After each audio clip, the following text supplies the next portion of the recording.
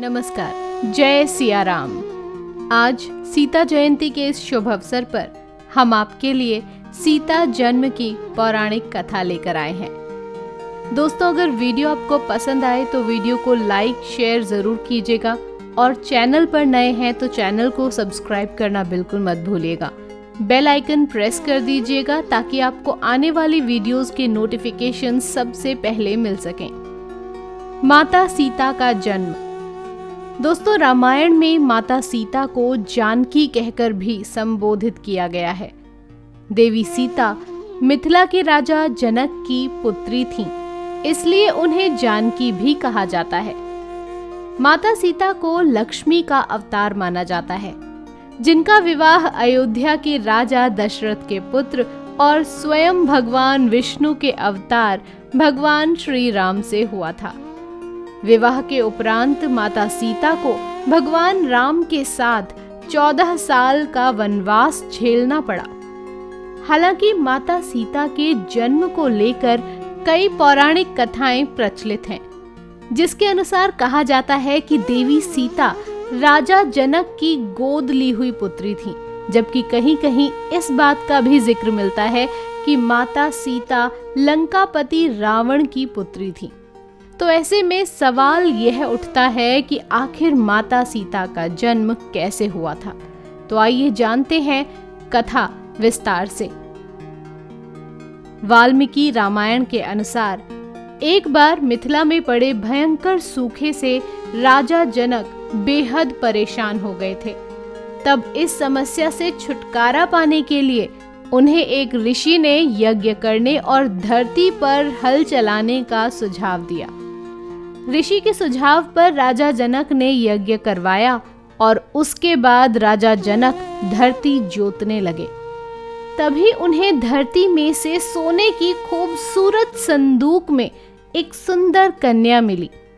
राजा जनक की कोई संतान नहीं थी, इसलिए उस कन्या को हाथों में लेकर उन्हें पिता प्रेम की अनुभूति हुई। राजा जनक ने उस कन्या को सीता नाम दिया और उसे अपनी पुत्री के रूप में अपना लिया। दोस्तों, माता सीता के जन्म से जुड़ी एक और कथा प्रचलित है, जिसके अनुसार कहा जाता है कि माता सीता लंकापति रावण और मंदोदरी की पुत्री थी। इस कथा के अनुसार सीता जी वेदवती नाम की एक स्त्री का पुनर्जन्म थी।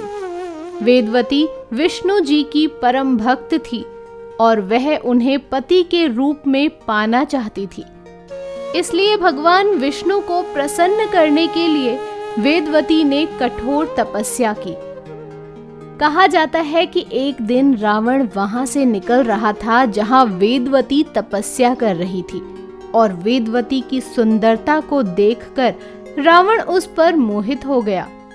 रावण ने वेदवती को अपने साथ चलने के लिए कहा, लेकिन वेदवती ने साथ जाने से इनकार कर दिया। वेदवती के मना करने पर रावण को क्रोध आ गया और उसने वेदवती के साथ दुर्व्यवहार करना चाहा।